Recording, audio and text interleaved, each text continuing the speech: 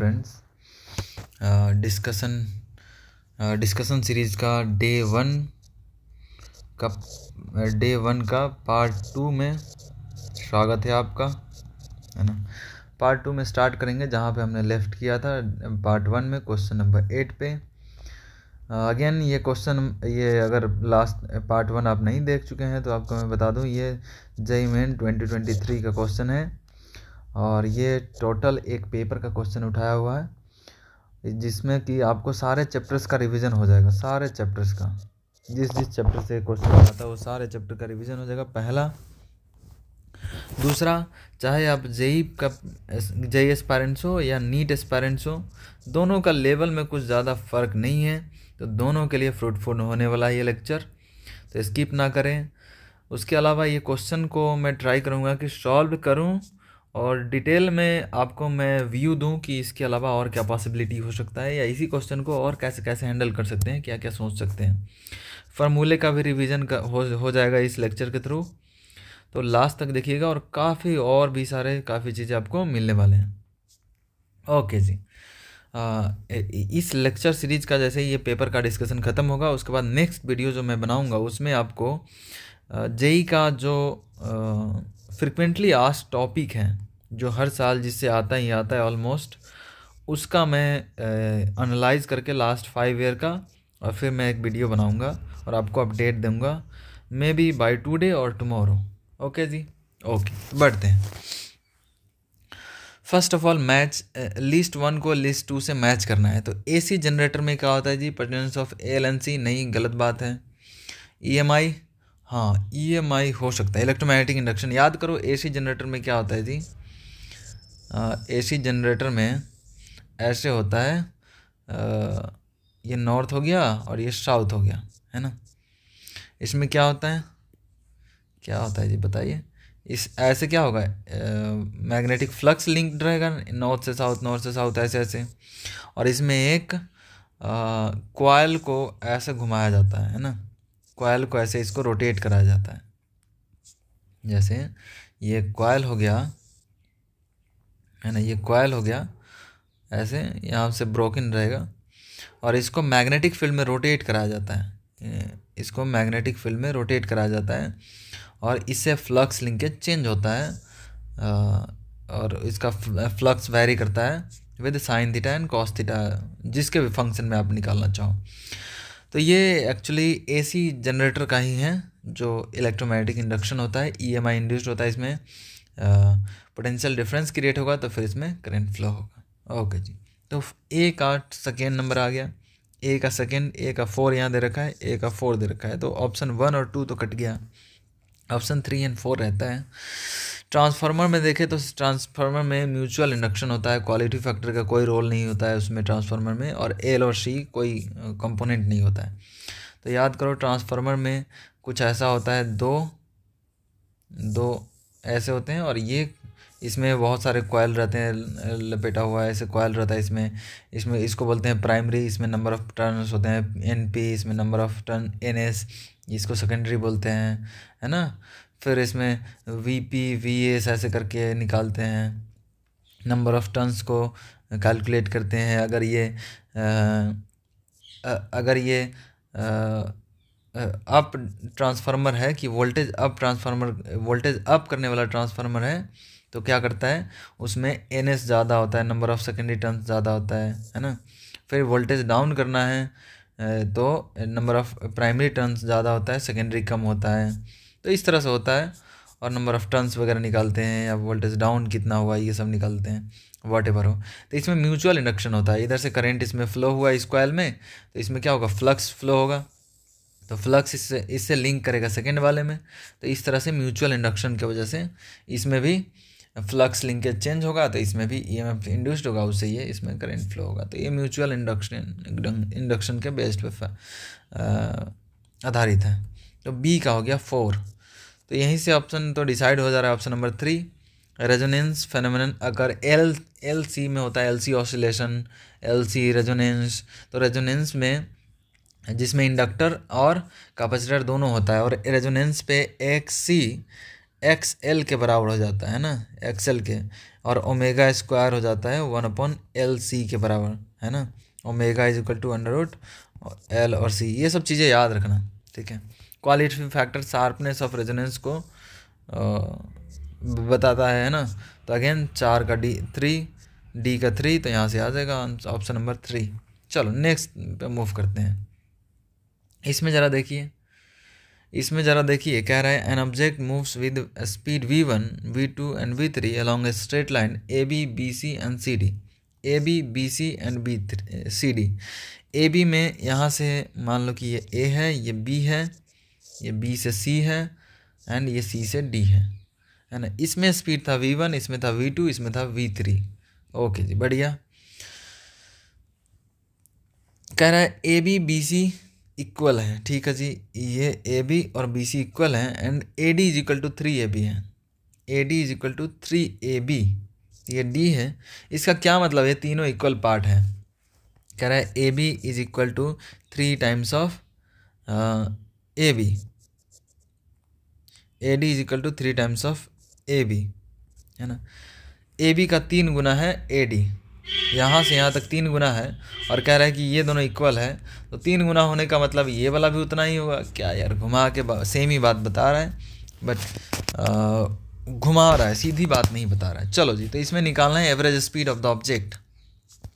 तो इसको भी x डिस्टेंस ले लो, इसको भी x ले लो, इसको भी x ले लो। बेसिक फार्मूला एवरेज स्पीड का क्या होता है जी, एवरेज स्पीड का होता है टोटल डिस्टेंस, तो x plus x plus x 3x हो गया टोटल डिस्टेंस, और total time t1 plus t2 plus t3, और स्पीड सिंस डिस्टेंस x है तो ये कितना हो जाएगा, speed into time v1 into t1, x हो जाएगा v2 इंटू t2, और ऐसे ही x हो जाएगा नेक्स्ट, ये वाला जो डिस्टेंस हो जाएगा C से D तक x है, और which is v3 into t3।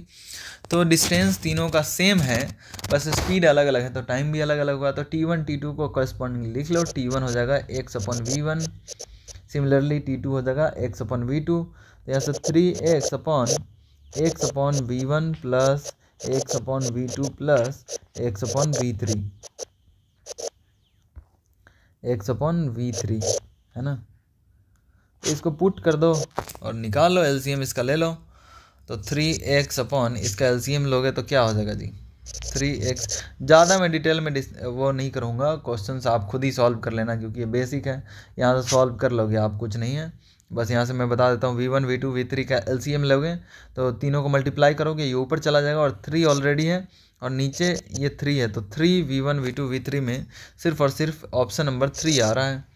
और इसमें v1 है नीचे, तो v1 v2 v3 आएगा एलसीएम, तो v1 से v1 कट जाएगा, v2 v3 यहाँ पे आएगा, यहाँ पे v1 v3 आएगा, यहाँ पे v1 v2 आ जाएगा, और x ऊपर नीचे वो कट जाएगा, तो ऑप्शन नंबर 3 आ जाएगा। आप देख लेना करके, ज़्यादा मैं इस छोटे छोटे चीज़ों पे टाइम नहीं लगाऊंगा, ठीक है जी। इसको देखो, पॉज करके आप ट्राई करो, हमेशा से कोशिश करो कि पॉज करके हम पहले खुद से ट्राई करें, उसके बाद सॉल्यूशन देखो या डिस्कशन में इंटरेस्ट रखो। चलो जी, कह रहा है कि n पोलराइजिंग सीट्स हैं are arrange such that each make an angle 45 degree with preceding sheet and unpolarized light of intensity are incident into this arrangement, the output intensity is found to be this, the value of n is. कह रहा है कि n number of polarized light हैं, polarizing sheets हैं, है ना, n है, और इधर से एक लाइट आ रहा है जिसका इंटेंसिटी आई दे रखा है, लेकिन ये जो इधर से पास हो रहा है इसका इंटेंसिटी I/64 हो जा रहा है। तो अगर आपको फॉर्मूला याद हो, I is equal to I0 cos square theta, याद है। तो अब यहाँ से देखिए ज़रा, ये है I0, मान लेते हैं I0 आ रहा है ना। तो इस तरफ से जो पास होगा यहाँ पे, इसको ज़रा देखो क्या आएगा। ये पहला पोलराइजिंग लाइट से जो लाइट पास होगा उसका इंटेंसिटी मान लेते हैं I0 है, इसमें I दे रखा है बट हम I0 मानेंगे, और यहाँ पे भी I0 मान लेते हैं, ताकि I और I0 में कन्फ्यूज़न ना हो। I0 है ओरिजिनल का, ठीक है। चलो जी, बढ़िया। तो cos 45 डिग्री, क्योंकि सब एक दूसरे से 45 डिग्री बना रखा है, तो सबसे पहले ये 45 डिग्री बना रखा है, तो इससे कितना पास होगा जी, I0 इंटू cos 45 कितना हो जाएगा, 1/√2, 1/√2 का स्क्वायर कितना हो जाएगा, 1/2, यानी I0/2, यानी कि एक पोलराइज लाइट से पास हुआ तो I0/2 हो गया। फिर दूसरे से पास होगा तो ज़रा देखना, आई इज इक्वल टू, अभी इससे जो इंटेंसिटी पास हुआ है इससे कुछ और पास हो रहा है, I naught into cos square I naught dash is equal to cos square theta, और आई नॉट डैश जो इसमें इंटर कर रहा है वो क्या है जी, सॉरी इससे एग्जिट कर रहा है वो आई डैश है, और इंटर कर रहा है वो आई नॉट डैश, यहाँ पे आई नॉट डैश ले लेते हैं ना, और यही आई नॉट डैश यहाँ पे ये निकला है आई नॉट डैश, ठीक है। जो इससे निकला वो इसके लिए ओरिजिनल हो जाएगा, और इससे जो निकला दूसरे वाले से जो निकला वो आई डैश उसको मान ली, तो आई डैश क्या हो जाएगा, I naught dash into cos square theta, theta 45 degree है तो उसका 1/√2, उसका स्क्वायर करेंगे तो 1/2, और पहले से था आई नॉट बाई 2, तो ये आ गया हमारे पास आई नॉट बाई 4। इसका मतलब 2 से पास हुआ तो आई नॉट बाई 2 के स्क्वायर, तो कितना से पास होगा कि आई नॉट बाई 64 हो जाएगा, तो फाइनल है आई नॉट बाई 64, इसको हम लिख देंगे आई नॉट डिवाइडेड बाई 2 के पावर कितना हो जाएगा जी 6, है ना, 2 के पावर 5 होता है 32, तो 2 के पावर 6 हो जाएगा 30, तो यहाँ से एन का जो वैल्यू हो जाएगा वो 6 हो जाएगा। क्लियरली जितना बार जा रहा है उतना बार हाफ हो जा रहा है, एक पोलराइज लाइट से एक पोलराइजिंग सीट से पास हो रहा है तो उसका इंटेंसिटी हाफ हो जा रहा है, तो आई बाई 64 कितना टाइम्स हो जाएगा, है ना, आई बाई 64 कितने पोलराइजिंग लाइट से पास होगा तो हो जाएगा, तो हमने 2 में देख लिया कि पैटर्न 1 से पास हो रहा है तो 2 नीचे में 2 आ रहा है, 2 से तो 2 टू द पावर 2, 3 से पास होगा तो I naught upon 2 to the power 3 आ जाएगा, तो n से पास होगा तो I naught divided by 2 to the power n हो जाएगा, और इसको इससे कंपेयर कर लिए, खत्म। ठीक है जी, बढ़िया। इस पे बहुत क्वेश्चन आते हैं, इंपॉर्टेंट टॉपिक हैं। A proton moving with 1/10 of velocity of light has a certain D Broglie wavelength lambda. D Broglie wavelength का फॉर्मूला एक बार याद करो जी, h/p, और क्या होता है h/, अगर मोमेंटम नहीं दिया है काइनेटिक एनर्जी है तो h/√2mk, ये मोमेंटम और काइनेटिक एनर्जी में रिलेशन होता है, p = √2mk। अगर काइनेटिक एनर्जी डायरेक्टली नहीं दे रखा है, एक्सेलरेटिंग पोटेंशियल दे रखा है, तो आप 2m और काइनेटिक एनर्जी को q इंटू वी लिख देना। यहाँ v है एक्सेलरेटिंग पोटेंशियल, एक्सेलरेटिंग पोटेंशियल,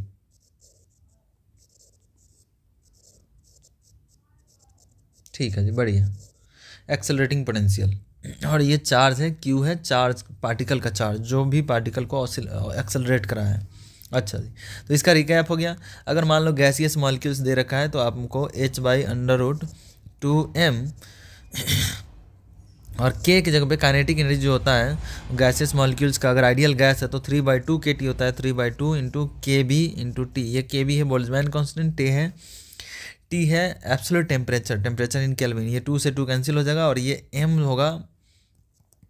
हो जाएगा mass of 1 molecules 3m kBT, है ना, बोल्ट्जमैन कांस्टेंट है, और ये मास ऑफ 1 मॉलिक्यूल ले लेंगे। यहाँ से हम किसी गैसियस मॉलिक्यूल्स का भी निकाल सकते हैं। अगर डाई एटॉमिक मॉलिक्यूल्स हैं तो यहाँ पे f/2 kT ले लेंगे काइनेटिक एनर्जी, है ना, आपको ये सब पता है। चलो जी, तो यहाँ से भी डी ब्रॉगली वेवलेंथ का थोड़ा सा रिविजन हो गया। अब कह रहा है कि an alpha particle having certain kinetic energy has the same de Broglie wavelength. अच्छा जी, बढ़िया। एक कह रहा है कि एक प्रोटॉन है जो जिसका स्पीड 1/10 है स्पीड ऑफ लाइट के। अच्छा जी, तो प्रोटॉन है, ठीक है, प्रोटॉन है प्रोटॉन है, इसका स्पीड है c/10। ओके जी, has a de Broglie wavelength lambda, इसके पास जो डी ब्रॉगली वेवलेंथ है वो लैम्डा है। ठीक है जी, आगे क्या कह रहे हैं, तो लैम्डा क्या हो जाएगा, h/m mass of proton into v, और v c/10, तो यह आ जाएगा 10h divided by m mass of proton into c। चलो इसको देखेंगे कहाँ पे कैसे यूज होगा। अभी कह रहा है an alpha particle having same kinetic energy, alpha particle के पास same kinetic energy. Alpha particle क्या होता है जी, अल्फा पार्टिकल होता है हीलियम का न्यूक्लियाई, He2+, ठीक है, हीलियम का न्यूक्लियाई होता है अल्फा पार्टिकल। अब इसको कह रहा है कि सेम डी ब्रॉगली वेवलेंथ है, इसका लैम्डा कितना हो जाएगा, h/√2m, और q इंटू वी इसमें रखेंगे, है ना, देखते हैं q का रखना है काइनेटिक एनर्जी इंटू ई का रखना है। तो पूछ रहा है kinetic energy of proton to that of alpha particle, तो काइनेटिक एनर्जी का रेशियो ही पूछ रहा है, तो यहाँ पे के टर्म्स में ही रहने दो। ये मास ऑफ अल्फा पार्टिकल है या मास ऑफ प्रोटॉन है। अच्छा जी, अब ज़रा देखो मास ऑफ अल्फा पार्टिकल कितना होता है जी। मास ऑफ अल्फा पार्टिकल होता है 4 times of mass of proton, क्योंकि अल्फा पार्टिकल में हीलियम होता है 4 में, है ना। तो 2 4, तो इस 4 में 2 प्रोटॉन एंड 2 न्यूट्रॉन होता है, तो न्यूट्रॉन और प्रोटॉन का मास ऑलमोस्ट सेम ही होता है। अच्छा जी, ओके। अभी पूछ रहा है काइनेटिक एनर्जी के रेशियो, है ना। तो ज़रा देखना काइनेटिक एनर्जी का रेशियो पूछ रहा है, तो किस तरह करेंगे। यहाँ से तो अल्फा पार्टिकल का हमने देख लिया, वेवलेंथ इस तरह से आ जाएगा, और इसको हमने थोड़ा सा सिंप्लीफाई करके लिख लेते हैं। Under 2 into mass of alpha particle को लिख सकते हैं 4 times of mass of proton into kinetic energy. ये काइनेटिक एनर्जी अल्फा पार्टिकल का है। ओके जी, बढ़िया। ऊपर से ज़रा देखें, अगर प्रोटॉन का मैं कंटिन्यू करूँ, इसको मिटाता हूँ, अगर ऊपर से देखें प्रोटॉन का, इसको कंटिन्यू करूँ, तो यहाँ से लैम्डा हो जाएगा h/√2 into mass of proton into kinetic energy half m और c/10 के स्क्वायर, है ना, हाफ m/v²। तो यहाँ से बात बनेगी या नहीं बनेगी, ज़रा देखते हैं। हरे कृष्णा। यहाँ से अगर हम देखें रेशियो ऑफ काइनेटिक एनर्जी पूछ रहा है, तो यहाँ पे हम काइनेटिक एनर्जी के फॉर्म में लिख देते यार, हमें कोई फ़र्क ही नहीं पड़ता है कहाँ। यहाँ से आ गई ये। अब ज़रा देखो kinetic energy of proton to alpha particle का रेशियो निकालो। देखो लैम्डा दोनों का सेम है, तो सेम कर दो, और क्या। तो h/√2 times of mass of proton into kinetic energy of proton is equal to, दोनों का वेवलेंथ सेम है, दोनों का वेवलेंथ सेम है, तो इसको लिख दें h/√2 times of 2 into 4 into mass of proton into kinetic energy of alpha particle. यहाँ से 2 कट जाएगा, mp कट जाएगा, 2 कट गया, mp कट गया, h कट गया, h कट गया। तो यहाँ से देखो जरा आएगा mass kp is equal to, root भी हट जाएगा, स्क्वायर कर देंगे तो 4 टाइम्स ऑफ k अल्फ़ा आ जाएगा, है ना, 4 टाइम्स ऑफ k अल्फ़ा। तो ये दोनों का रेशियो कितना हो जाएगा जी, किसका किसका पूछा है, ratio of kinetic energy of proton. तो kp/k अल्फ़ा आ जाएगा 4, यानी 4:1 का रेशियो हो जाएगा, है ना, 4:1, यानी कि option number D is the correct answer. ठीक है, D is the correct answer. तो होप आपको समझ में आया होगा और ये फॉर्मूले का रिवीजन भी हो गया होगा। नेक्स्ट क्वेश्चन की तरफ बढ़ते हैं। A block of mass 5 kg is placed at rest on a table of rough surface. एक ब्लॉक है 5 kg का जो कि रफ सरफेस पे रखा हुआ है, ये 5 kg का है। बढ़िया जी। Now force of 30 newtons are applied, 30 newton इस पर अप्लाई कर रहे हैं in the parallel to the surface, इस डायरेक्शन में। The block slide through a distance of इतना मीटर, 50 मीटर जाता है block in the interval of t is equal to 10 second में। Coefficient of kinetic energy kinetic friction पूछ रहा है, तो इसमें क्या करना है, रिटार्डेशन देख लो। F net is equal to mass into acceleration. इस पे पीछे की तरफ फ्रिक्शन भी लग रहा होगा, ऑब्वियसली बात है, पीछे की तरफ फ्रिक्शन लग रहा होगा, आगे की तरफ जा रहा है तो यहाँ से आ जाएगा 30 माइनस, आगे की तरफ जा रहा है तो 30 minus friction force is equal to mass into acceleration का। इसको अभी यहीं पे रहने दो। अभी यहाँ देखो हमारे पास डिस्प्लेसमेंट दे रखा है और टाइम दे रखा है ना। ओके जी, बढ़िया। डिस्प्लेसमेंट टाइम दे रखा है तो कुछ रिलेशन आ सकता है क्या एक्सेलरेशन का, v is equal to u plus a t, यहाँ से नहीं, s is equal to u t plus half a t square. Okay जी, बढ़िया। Slides through a distance of इतना इन द इंटरवल ऑफ इतना, ठीक है। s is equal to 0 plus, rest पे था इनिशियली, है ना, तो 0 plus half into a into t square, है ना। यहाँ से s हमें दे रखा है 50 metre is equal to 1/2, a को यानी g है, g एक्सेलरेशन ही तो पूछ रहा है, a इंटू टी स्क्वायर यानी कि 10 के स्क्वायर, टाइम दे रखा है 10 सेकेंड। तो यहाँ से एक्सेलरेशन आ जाएगा दोस्तों 1 आ जाएगा। देख लो ज़रा, ये 10 का स्क्वायर 100 डिवाइडेड बाई 2 तो 50, और इधर भी 50 है तो ये 1 हो जाएगा। ठीक है जी, बढ़िया। तो यहाँ से देखो ज़रा 30 minus F is equal to mass कितना है 5 kg इंटू एक्सेलरेशन है 1, तो यहाँ से फ्रिक्शन फोर्स हो जाएगा 25, ये F इधर चला जाएगा और ये 5 इधर प्लस में, तो इधर आएगा तो माइनस में, ये 25 हो जाएगा। 25 यहाँ फ्रिक्शन को लिख सकते हैं mu into normal is equal to 25। यहाँ से म्यू हो जाएगा, म्यू पूछ रहा है ना शायद, हाँ, coefficient of kinetic friction is equal to 25 by normal, और नॉर्मल कितना हो जाएगा mg के बराबर, क्योंकि वो हॉरिजॉन्टल सरफेस पे है, और mg कितना हो जाएगा 5 इंटू 10 50, तो ये हो जाएगा 25/50, 25/50 यानी कि 1/2, और 1/2 इन 0.5। यहाँ से आ गया ऑप्शन नंबर 4 0.5। तो ये भी इजी सवाल था और इस तरह के क्वेश्चंस पूछते हैं, तो सारे चीज़ें इंपॉर्टेंट है। ये देखो ग्रेविटी का है शायद, है ना, एक्सेलरेशन ड्यू टू, हाँ ग्रेविटी का है, acceleration due to gravity is different at different places on the surface of the earth. हाँ ये बात तो सही है, बढ़िया। अलग अलग जगह पे पोल से डिस्टेंस अलग अलग होता है, तो ग्रेविटी भी अलग अलग होता है, ये बात सही है। Acceleration due to gravity increases as we go down the earth surface, नहीं गलत बात है। एक्सेलरेशन का वेरिएशन जरा सा मैं रिकैप करा दूँ, g इंटू 1 - h/r होता है। अगर ये डाउन द सरफेस गया तो डाउन सरफेस ऑफ अर्थ के डाउन जाएंगे तो ऐसे वायरी करता है, और a is equal to g into 1 - 2h/r, ये सरफेस के ऊपर जाए तब होता है, ऊपर जाए तो ये ऐसे वेरी होता है, upward up from the surface, और ये डाउन फ्रॉम द सरफेस से ऐसे वेरी करता है। ठीक है जी, तो देख लो इसमें ऑप्शन 2 करेक्ट हो गया स्टेटमेंट, और स्टेटमेंट 1 सॉरी स्टेटमेंट 2 इनकरेक्ट है, स्टेटमेंट 1 करेक्ट है।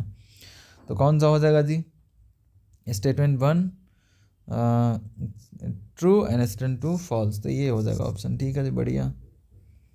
नेक्स्ट पे मूव करते हैं। Which of the following frequency does not belongs to FM broadcast, ये सिलेबस से हट गया है और ये फैक्ट बेस्ड क्वेश्चन है, तो ज़रूरत भी नहीं है डिस्कशन का, और डिस्कशन का पार्ट भी नहीं है, क्योंकि ये फैक्ट बेस्ड क्वेश्चन है। रेडियो में देखे होंगे 88 पॉइंट समथिंग से 88.8 से फ्रीक्वेंसी स्टार्ट होता है, 106 पॉइंट या 108 के आसपास, तो ऑफकोर्स ये वाला नहीं होगा, तो ये आंसर हो गया। बाकी ये आपके सिलेबस में नहीं है। ठीक है, बढ़िया। आ जाओ जी इस पर, mass of proton, neutron and helium nucleus are respectively इतना इतना इतना। बाइंडिंग एनर्जी पूछ रहा है यार, बाइंडिंग एनर्जी क्या होता है, थोड़ा सा रिकैप करो। The energy required to break the nucleus, है ना, energy required to break the nucleus या nucleus into the constituent particles, या अनदर वर्ड में बोलते हैं कि the amount of energy released when nucleus is formed from the individual nucleons. तो कितना ये न्यूक्लियस बनेगा, ये न्यूक्लियस बनेगा फ्रॉम इंडिविजुअल न्यूक्लियस, तो कुछ बाइंडिंग एनर्जी रिलीज होता है ना, उसी को बोलते हैं, जितनी कुछ एनर्जी रिलीज होता है उसी को बोलते हैं बाइंडिंग एनर्जी। एनीवे यहाँ पे दे रखा है हाइड्रोजन और हीलियम से क्या बन रहा है, तो ये क्या बन रहा है जी, हीलियम बन रहा है। तो हीलियम में क्या होता है, 2 प्रोटॉन एंड 2 न्यूट्रॉन, है ना। इससे किससे बन रहा है जी, तो ये प्रोटॉन से बन रहा है, तो 2 प्रोटॉन और 2 न्यूट्रॉन से बनेगा, 2 न्यूट्रॉन 2p एंड 2n, है ना। इसको ऐसे रिप्रेजेंट करते हैं 1h1, ये 2 प्रोटॉन हो गया, और 2 न्यूट्रॉन 0 1, और इसमें 2 लगा था, 2 न्यूट्रॉन 2 प्रोटॉन से ही हीलियम बन जाएगा। तो बाइंडिंग एनर्जी कुछ नहीं होता, मास का difference into c², mass defect into c², ये होता है बाइंडिंग एनर्जी। अगर आपको याद हो तो binding energy delta m into C, और ये डेल्टा m होता है मास डिफेक्ट। मास डिफेक्ट क्या होता है, तो decrease in energy of product as compare to reactant, है ना। तो यहाँ से इसको ये 4 में से इसको घटा लेना है, सब्ट्रैक्ट करना है। 4 माइनस कितना था ये, 4.0015 है, 4.0015 u माइनस कितना हो जाएगा जी, 2 न्यूट्रॉन है तो 2 इंटू 1.0087 u, है ना, प्लस 2 इंटू 1.00373 u, है ना। ये आ गया हमारा डेल्टा m, इसमें c से मल्टीप्लाई कर देंगे c² से। अच्छा, इसमें से u भी कॉमन खींच लो, 4.0015 माइनस यहाँ से आ जाएगा 2 भी कॉमन खींच लो, तो 2 इंटू 1.0087 प्लस 1.0073 और बाहर आ जाएगा u हमारे पास, बाहर आ जाएगा u इंटू सी स्क्वायर, है ना, 1u इंटू सी स्क्वायर, और इसका वैल्यू होता है 931.5 मेगा इलेक्ट्रॉन वोल्ट, है ना। तो बस आप इसका सब्ट्रैक्शन ले करके कि इसमें कितना आ रहा है, इसको इससे मल्टीप्लाई कर दो, आपका आंसर आ जाएगा। और इसका आंसर देख लेना कौन सा आ रहा है। आंसर की में शायद ए दे रखा है, एक मिनट देखने दो। आंसर की में A1 दे रखा है, शायद देख लेना, आ जाएगा, फॉर श्योर आ जाएगा, आपको कुछ करना ही नहीं इसमें देखना है। इसमें और वेरिएशन का क्वेश्चन पूछता है कि मान लो A प्लस B ये दो न्यूक्लियस हैं और इसे एक C न्यूक्लियाई बनता है, ठीक है, ये दो न्यूक्लियाई है और इससे एक C न्यूक्लियस बनता है। इसका बाइंडिंग एनर्जी पर न्यूक्लियन दे रहेगा 7.6 मेगा इलेक्ट्रॉन वोल्ट, इसका दिया रहेगा बाइंडिंग एनर्जी पर न्यूक्लियन 7.6 या may be 7.7 mega electron volt. इससे ये बनेगा 8.5 मेगा इलेक्ट्रॉन वोल्ट, ठीक है। अब ज़रा देखना, ये बाइंडिंग एनर्जी पर न्यूक्लियन है, जो कि स्टेबिलिटी दिखाता है कि बाइंडिंग एनर्जी पर न्यूक्लियन जिसका ज़्यादा होता है वो मोर स्टेबल होता है, अगर आपको थोड़ा सा भी याद आ रहा है तो। इसमें मान लो कि 10 न्यूक्लियंस है, इसमें मान लो कि 20 न्यूक्लियंस है, तो इसमें कितना होगा, 30 न्यूक्लियंस होगा फॉर श्योर, है ना।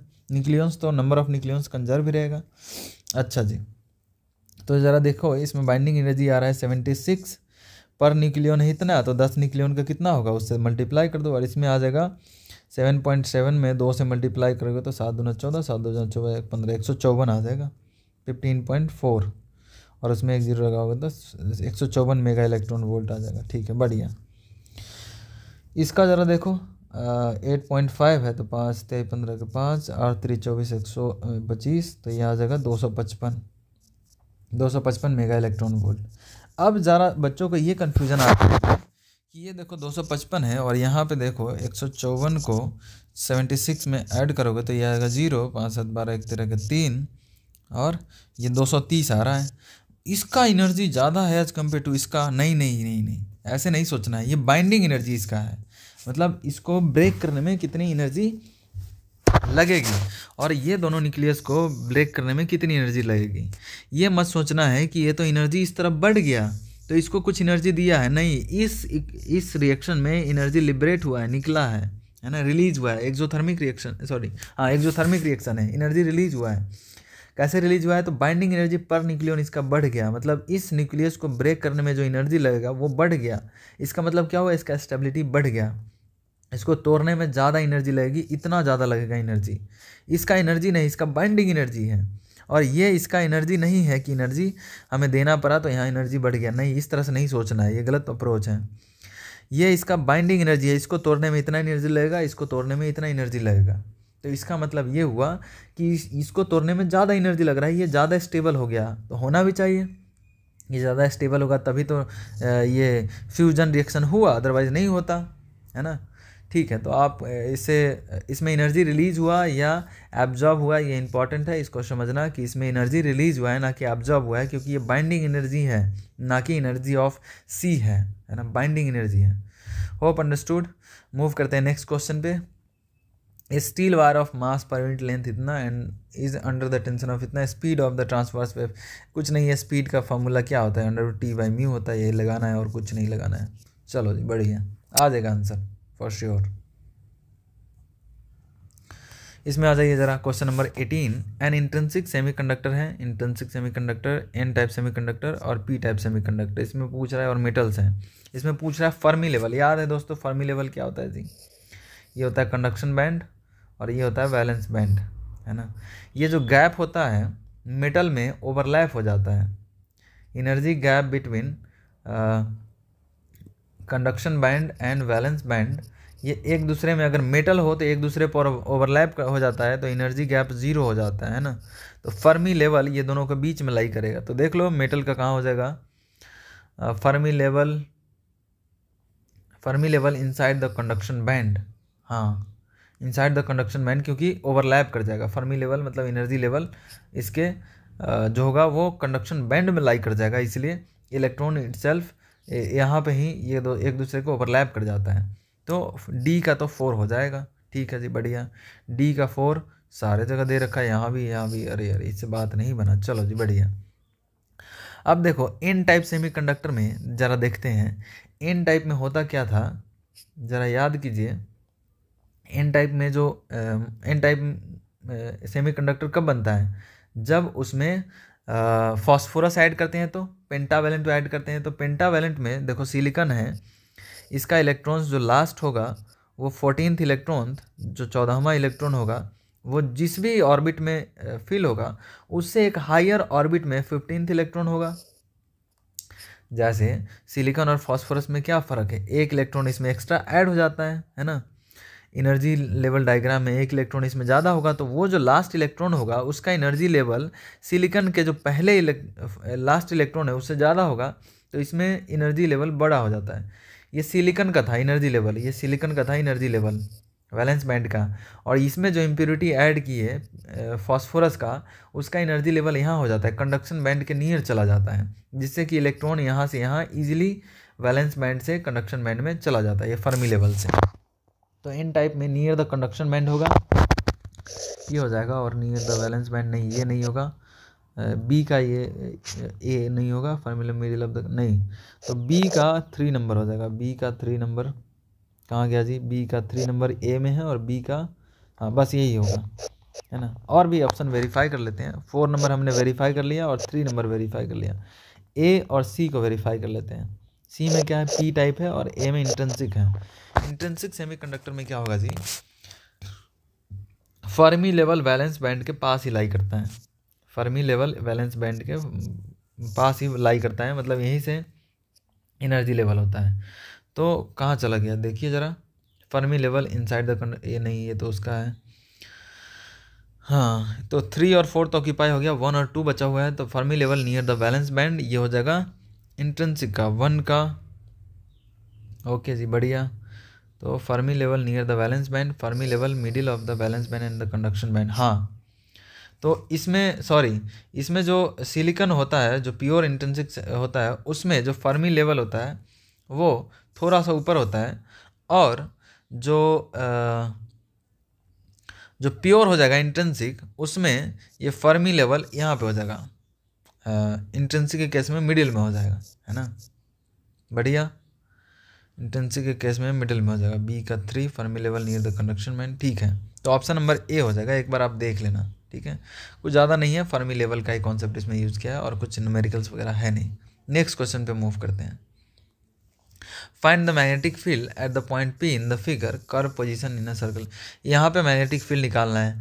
तो याद करो, किसी भी पॉइंट से अगर करंट कैरिंग वायर वहाँ से पास होता है, तो इस करंट कैरिंग लाइन पे कहीं भी उस पे मैग्नेटिक फील्ड जीरो होता है। इस लाइन पे कहीं भी मैग्नेटिक फील्ड इस वायर की वजह से जीरो होगा।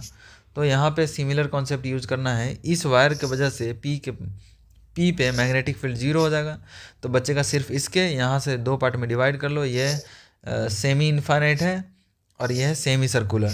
तो सर्कल की वजह से होता है mu naught I upon 2r।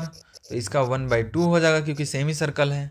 तो ये हो गया सर्कल की वजह से B1, और इसके वजह से मान लो B2 होगा। तो B2 कितना हो जाएगा, B2 होता है mu naught I by 4πr into sine theta 1 plus sine theta 2, sign theta 1 plus sine theta 2।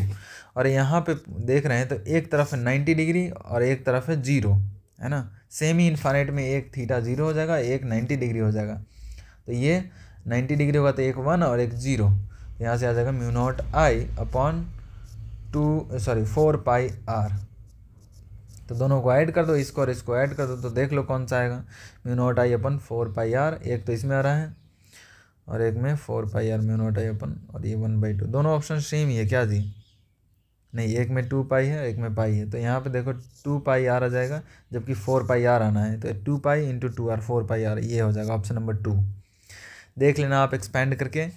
ये फार्मूला बेसिक है, जो ये याद रखना, b = mu naught I upon 2πr, sorry not 2π, mu naught I upon 4π, ये तो कांस्टेंट ही होता है, into r into sine theta 1 plus sine theta 2।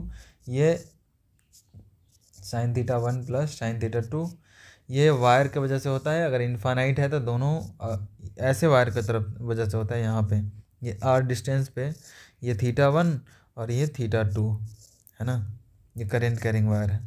और डायरेक्शन का ज़रा बात करें यहाँ पे, ऐसे वैसे तो सब में प्लस कर दिया है, उतना कन्फ्यूज़न नहीं है।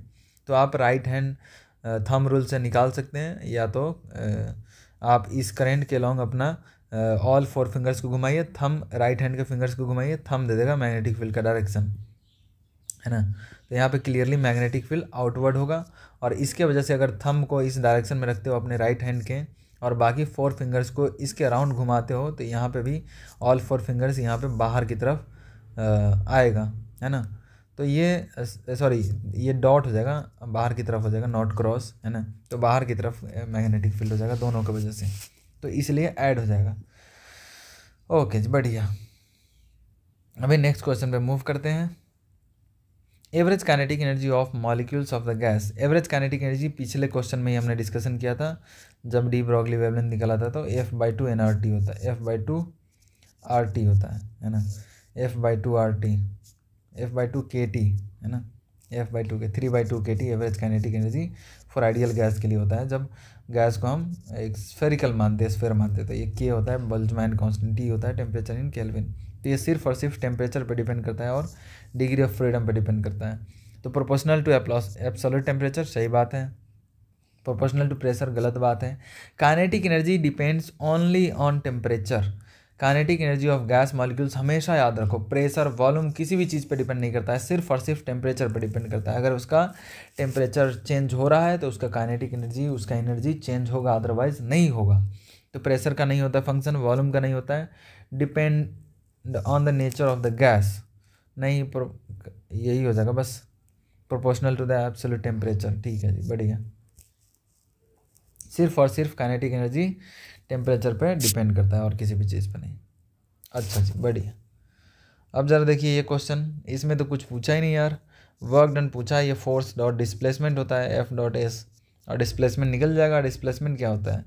Final position minus initial position, RF minus RI, RF minus RI, ख़त्म। Final position minus initial position, यहाँ से हमें डिस्प्लेसमेंट मिल जाएगा, और डिस्प्लेसमेंट मिल जाएगा तो फोर्स के साथ डॉट कर लेना। डॉट प्रोडक्ट सबको आता है, dot product and cross product सबको आना चाहिए। जिसको नहीं आता है ज़रा ध्यान दो। क्रॉस प्रोडक्ट में अगर 2 वेक्टर है A और B, इसका क्रॉस प्रोडक्ट सबको आता है, बट एक बार रिकैप कराता हूँ, I J K, और इसमें A का मान लो कि AX है, I cap plus AY J cap है प्लस AZ K कैप है। तो यहाँ से AX, AY एंड AZ ऐसे पुट करेंगे, जो पहले रहेगा वो पहली रो में आता है। फिर यहाँ पे रखेंगे BX, B का सिमिलरली ऐसे ही रहेगा vector, BX, BY and BZ। तो इसको एक्सपेंड कर लेंगे I इंटू इसका, अगर फर्स्ट को देख रहे हैं I को, तो इसके रो और कॉलम को मिटा देंगे, जो बच जाएगा उसको मल्टीप्लाई करेंगे। तो AY into BZ minus AZ into BY ऐसे कर लेंगे। दूसरे वाले में माइनस J आता है ना। तो फिर इसके रो और कॉलम को मिटा देंगे, J के, तो इसको मिटा दिए, तो बच गया AX, इसको क्रॉस मल्टीप्लाई कर देंगे, AX into BZ minus BX into AZ, है ना। तो यहाँ से ऐसे प्लस K इंटू K वाले अब कॉलम और रो को मिटा देंगे, है ना। K वाले कॉलम और रो को मिटा देंगे, ऐसे मिटा दिए तो बच गया ये। तो ये आ जाएगा AX into BY minus BX into AY, और X से एक्सपेंड कर देंगे। अगर ये 2 वेक्टर को A और B को डॉट करना है, जिसको ये आता है वो स्किप कर दें, AX I cap, AY B cap J cap plus AZ K cap, इसको डॉट करना है वेक्टर B से। वेक्टर B है BX I cap, x just represent कर रहा है कि एक्स एक्सिस के लॉन्ग है, BY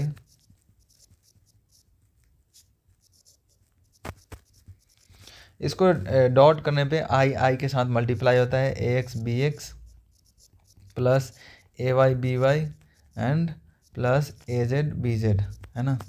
ये मल्टीप्लाई होता है क्योंकि I के साथ 0 बनाता है और I J के साथ 90 डिग्री बनाता है, तो I J के साथ डॉट 0 हो जाएगा। तो ऐसे करके कॉन्सेप्ट है, कुछ खास नहीं है। At certain pressure P is applied to a litre of इतना सेपरेटली, है ना।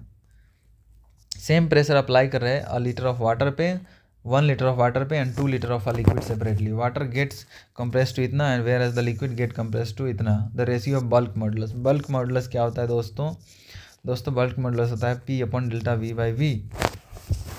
तो हमें ये परसेंटेज दे रखा है, तो डेल्टा V बाई वी हो जाएगा, डेल्टा V बाई वी ये हो जाएगा 0.01 डिवाइडेड बाई 100। था तो फ्रैक्शन निकालने के लिए 100 से डिवाइड कर दिए, तो ये आ जाएगा 1 इंटू 10 टू द पावर -4। ये फॉर वाटर है, फॉर वाटर। अगर लिक्विड का बात करें तो उसमें जस्ट 0.03 है, तो यहाँ पे 3 इंटू 10 टू द पावर -4 हो जाएगा लिक्विड का। Delta V by V, of course delta V by V है लिक्विड का। तो यहाँ से बस P दोनों में सेम लग रहा है, डेल्टा V बाई वी का रेशियो हो जाएगा। तो B1 B ऑफ लिक्विड किसका पूछ रहा है, water divided by B of liquid कितना हो जाएगा जी, bulk modulus delta V by V के इन्वर्सली प्रोपोर्शनल है। तो यहाँ डेल्टा V बाई वी का वैल्यू किसका आएगा, लिक्विड का, divided by delta V by V किसका आएगा यहाँ पे, वाटर का। तो लिक्विड का कितना है जी, लिक्विड का 3 इंटू 10 टू द पावर -4 है। P से P कट जाएगा, इसलिए रेशियो में हम सिर्फ डेल्टा V बाई वी लिया, और एक में आएगा 1 इंटू 10 के पावर -4, ये 3 के बराबर आ जाएगा। ठीक है, तो x का वैल्यू यहाँ पे, अच्छा ये दे रखा है 3 बाई एक्स है ना, और यहाँ पे 3 आ रहा है, तो x का वैल्यू कितना हो जाएगा, 3 बाई एक्स है, 3 के बराबर, तो x का वैल्यू हो जाएगा 1। क्या पूछ दिया यार, क्या पूछ दिया। चलो जी बढ़िया, नेक्स्ट क्वेश्चन पे आते हैं। A light of energy इतना is incident on a hydrogen atom in its ground state. The atom absorbs the radiation and reaches to one of its excited state. The angular momentum of the atom in the excited state is this, the value of x. Basically हमें angular momentum निकालना है। तो सबसे पहले तो देखो कि electron इधर ग्राउंड स्टेट में, यहाँ पे इलेक्ट्रॉन्स है और यहाँ पे रेडिएशन होगा, तो इलेक्ट्रॉन कहीं जंप करेगा और कौन से ऑर्बिट पे करेगा। यहाँ का एनर्जी होता है -13.6, सबको रिकॉल कर रहा हूँ, -3.4, -1.51, -0.85 और -0.54। ज़रा एनर्जी गैप देखो, ये 10.2 होता है, और ये कितना हो जाएगा जी, इसको देखो तो ये होता है 1.89, और इसको देखो तो ये एनर्जी गैप होता है 0.66, और इसका निकाल लो, ये 0.31 हो जाएगा, 0.31 एनर्जी गैप हो जाएगा। तो अब देखो 12.75 किसका आएगा, 10.2 और 1.89 कितना हो जाएगा, 1.89 और 10.2 कितना हो जाएगा जी, ये हो जाएगा 9 और 2 8 2 10 के 0, 1 और 1 2, 12.09 हो गया है ना।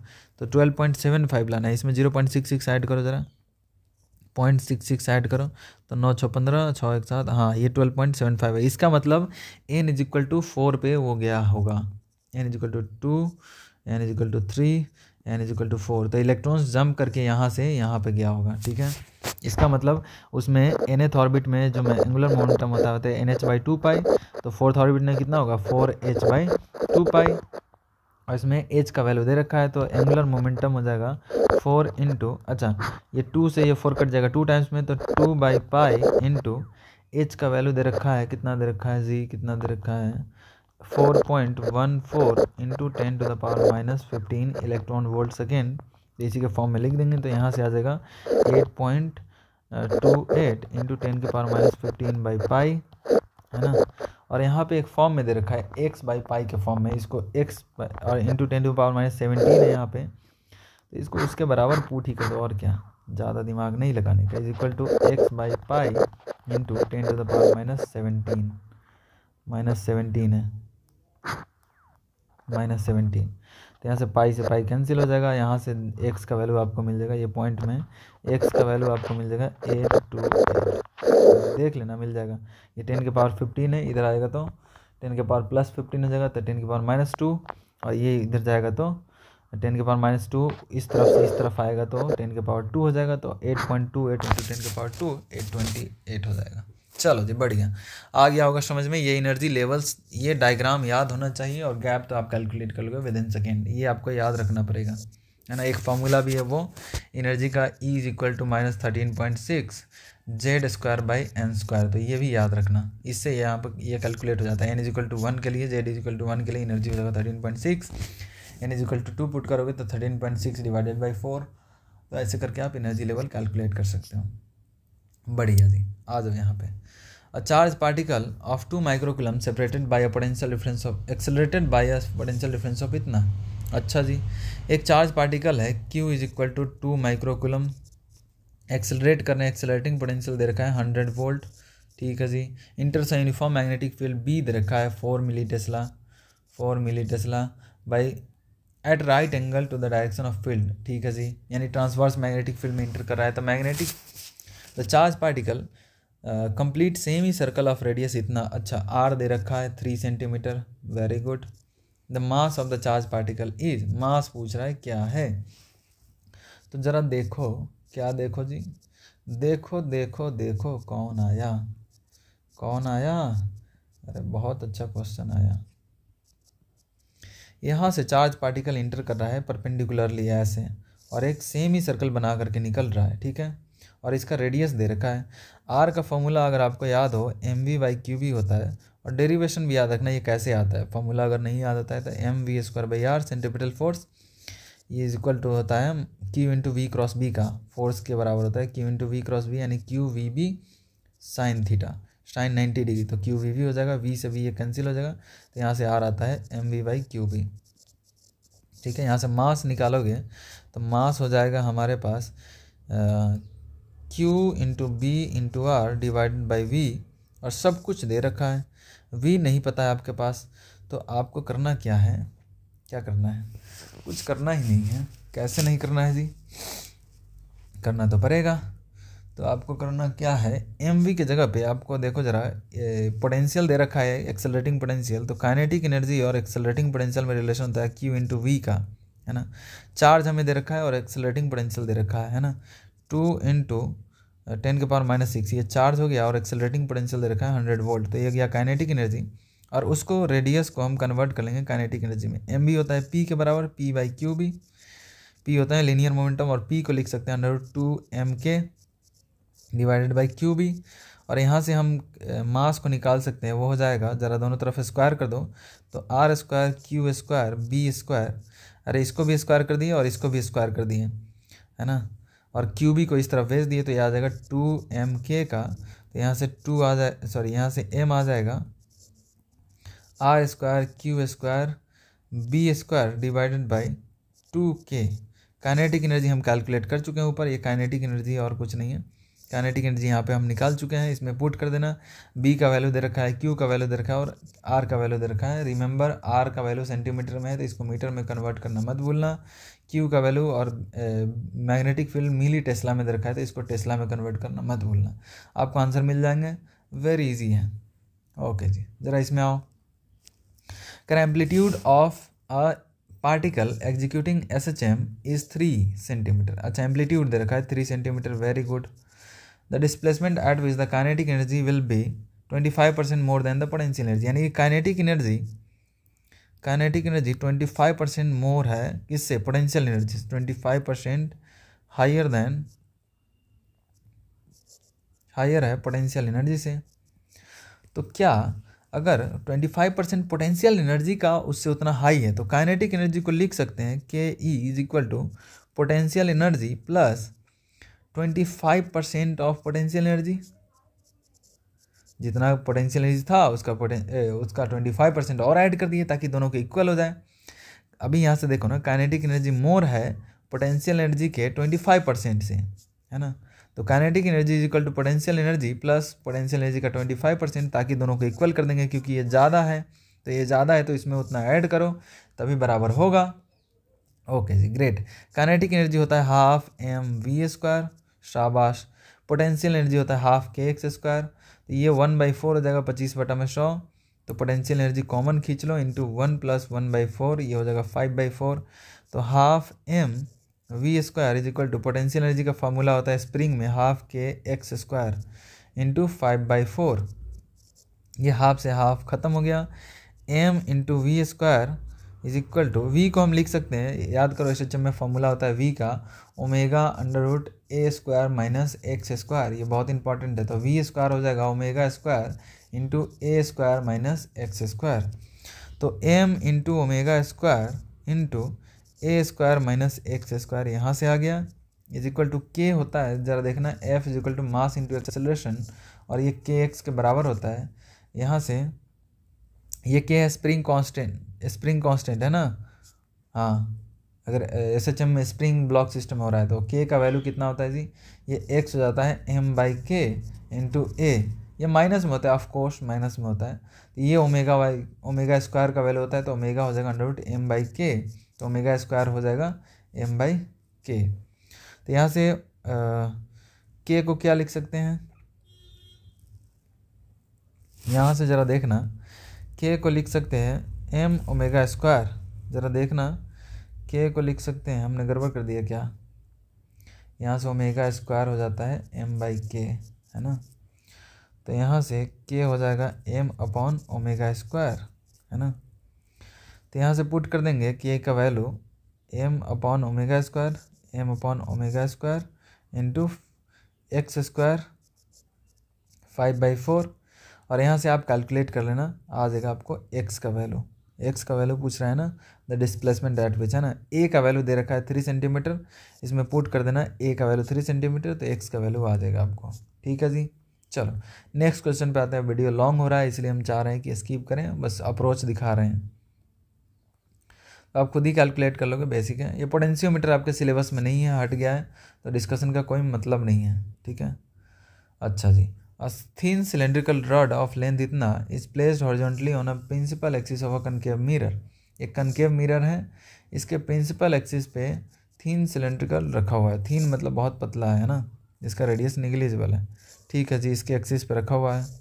आगे अगला हुक्म सरकार, तो अगला हुक्म ये कह रहा है कि the rod is placed in such a way that the mid point of the rod is 40 centimetre from the pole of the mirror.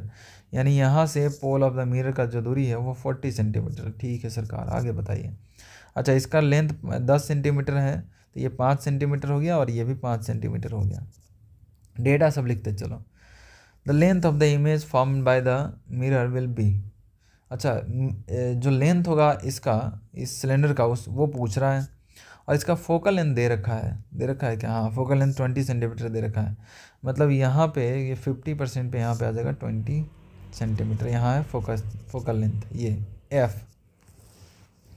तो 2 पॉइंट इस पे ले लो, एक पॉइंट ए और एक पॉइंट बी। ये दोनों पॉइंट का इमेज निकाल लो कहाँ कहाँ बनेगा, और दोनों का मान लो ए का डिस्टेंस आ गया, वी ए अगर हमें आ गया इमेज डिस्टेंस, और वी बी आ गया, तो ये दोनों को घटा लेंगे तो हमें आ जाएगा। जैसे ये सिलेंडर का लेंथ हमें निकालना है अभी, तो ये डिस्टेंस में से ये डिस्टेंस घटा लेंगे तो हमारे पास लेंथ आ जाएगा सिलेंडर का। लेकिन इमेज का अगर लेंथ निकालना हो तो बी देख लो कि बी पॉइंट का इमेज कहाँ बना, ए पॉइंट का इमेज कहाँ बना। एक्सट्रीम पॉइंट का देख लोगे, दोनों के डिस्टेंस को घटा दोगे तो आंसर आ जाएगा। तो इसमें कुछ नहीं करना है, 1/v + 1/u = 1/f। और यहाँ पे सब एफ वी और यू को आपको साइन के साथ रखना है। तो 4 पॉइंट ए का बात करें तो 1/v into V A = 1/f - 1/u। और ए पॉइंट देखो कितना दूरी पे है, ये 40 सेंटीमीटर तक यहाँ तक है, तो ये 5 सेंटीमीटर तो होगा 45। तो ये लेफ्ट साइड में तो डिस्टेंस निगेटिव हो जाएगा। 1/f फोकल लेंथ था -20 सेंटीमीटर, लेफ्ट साइड का डिस्टेंस होता है निगेटिव में, तो 1/-20 -1/-45 है ना। ऑब्जेक्ट डिस्टेंस जो हो जाएगा पॉइंट ए का डिस्टेंस वो -45 है ना। U A = -45 centimetre. यहाँ पे पुट करोगे ये माइनस माइनस प्लस हो जाएगा, यहाँ से भी ये आ जाएगा। और फॉर बी के लिए ऐसे ही लगा लेना, for B 1/vb = 1/f - 1/ object distance b, है ना। तो यहाँ से 1/-20 -1/- देखो b का डिस्टेंस कितना है, ये 5 सेंटीमीटर है और टोटल 40 सेंटीमीटर है, तो ये डिस्टेंस कितना हो जाएगा 40 - 5 यानी कि 35 है ना। ये माइनस माइनस प्लस हो जाएगा, 1/-20 + 1/35। ये V A minus V B कर लोगे तो आपको मिल जाएगा इमेज का length. V A minus V B कर लोगे तो इमेज का लेंथ आ जाएगा। ठीक है जी, ओके ग्रेट। चलो जी बढ़िया। 28 देख लो ज़रा, 28 में क्या पूछा है। हाँ, a solid cylinder release from the top of incline plane of inclination 30 degree and the length 60 centimetre if the cylinder. अच्छा, इसका लेंथ दे रखा है 60 सेंटीमीटर इंक्लाइन प्लेन का, और सिलेंडर का ये एंगल दे रखा है इंक्लाइन प्लेन का। कह रहा है कि its speed upon reaching the bottom of the incline plane. एक तो फार्मूला होता है v = √2gh divided by 1 plus R square K square upon R square करके होता है, ऐसे कुछ है ना। बाकी मैं फॉर्मूला याद नहीं रखता हूँ, आप सीधा का सीधा एनर्जी कंजर्वेशन लगा लो from this point and this point के बीच में। तो यहाँ पे पोटेंशियल एनर्जी होगा, काइनेटिक एनर्जी जीरो होगा, पॉइंट ए पे, पॉइंट बी पे काइनेटिक एनर्जी होगा, पोटेंशियल जीरो हो जाएगा। तो ए पे जो एनर्जी होगा वहीं बी पे एनर्जी होगा, है ना। Energy at B is equal to energy at A. कोई एनर्जी का लॉस नहीं हो रहा है, सिर्फ रोलिंग हो रहा है, स्लाइडिंग नहीं हो रहा है ना, स्लीपिंग नहीं हो रहा है। तो ए पे एनर्जी कौन सा होगा, सिर्फ और सिर्फ potential energy which is mgh is equal to, B पे एनर्जी कौन सा होगा, काइनेटिक एनर्जी हाफ mv²। और इसके पास दो काइनेटिक एनर्जी होगा, इसमें गलती मत कर लेना। इसके पास दो तरह के काइनेटिक एनर्जी होंगे, एक होगा रोटेशनल और एक होगा ट्रांसलेशनल। अगर एच का बात करें तो ये लेंथ दे रखा है 60, ये दे रखा है 30, तो ये कितना हो जाएगा 60 sin 30, 60 sin 30 निकाल लेना, 60 sin 30 डिग्री है ना। और ये वाला हो जाएगा 60 cos 30 डिग्री है ना, ये वाला डिस्टेंस और ये वाला हाइट हो जाएगा 60 sin, यानी कि 30 सेंटीमीटर ही हो जाएगा। तो ये मास हमारे पास दे रखा है, कितना दे रखा है जी, नहीं दे रखा है, कोई बात नहीं, मास कट जाएगा। फिर जी दे रखा है 10 इंटू एच निकाल लिए हम 30 सेंटीमीटर, यानी 30/10 metre is equal to half into M into v² plus half into cylinder, solid cylinder है, सॉलिड सिलेंडर है, आप देख सकते हैं सॉलिड सिलेंडर डिस्क की तरह उसका होता है मोमेंट ऑफ इनर्शिया। तो डिस्क का मोमेंट ऑफ इनर्शिया होता है mr²/2, mr²/2 इंटू ओमेगा को लिख सकते हैं v is equal to omega into R होता है, तो यहाँ से ओमेगा को लिख सकते हैं v/r है ना। तो ओमेगा को लिख सकते हैं v²/r², ओमेगा स्क्वायर को m कॉमन आगे कैंसिल हो जाएगा, और ये 10 से 1 0 कैंसिल हो गया, 1 0 से 1 0, तो 3 is equal to 1/2 v² plus ये r² से r² कैंसिल हो गया, प्लस ये 1/2 इंटू 1/2 ये v²/4 हो जाएगा। तो ये इसको ऐड करोगे तो 3/4 v², और यहाँ से 3 से 3 कैंसिल हो गया, v² इज इक्वल टू 4, तो v आ जाएगा 2। तो इतना इजी था। बाकी अगर फॉर्मूला याद रखते हो वेल एंड गुड, बाकी मैं तो हमेशा सोचता हूँ कि अपना याद रहना चाहिए, क्योंकि एनर्जी कंजर्वेशन का क्वेश्चन कैसे भी पूछ सकता है। अगर पता रहे कि कहाँ पे एनर्जी कंजर्व रखना है तो सारे फार्मूला याद नहीं रखना पड़ेगा, अदरवाइज आपको हर वेराइटी के फार्मूला आपको याद करना पड़ेगा, जबकि अप्रोच एक ही है एनर्जी कंजर्वेशन का। अच्छा जी, नेक्स्ट क्वेश्चन देखो, a series LRC circuit is connected to an AC source of इतना वोल्ट एंड इतना हर्ज। ठीक है जी, बढ़िया। A circuit contains resistance R इतना and inductor inductive capacitance of the capacitor needed to maximize the average rate at which the energy is supplied will be। देखो average rate at which the energy, maximum पूछ रहा है, maximize the average energy rate मतलब maximum power पूछ रहा है, सीधा सा देखो जरा, पावर मैक्स। और पावर का फॉर्मूला याद है क्या होता है, VRMS इंटू cos फाई।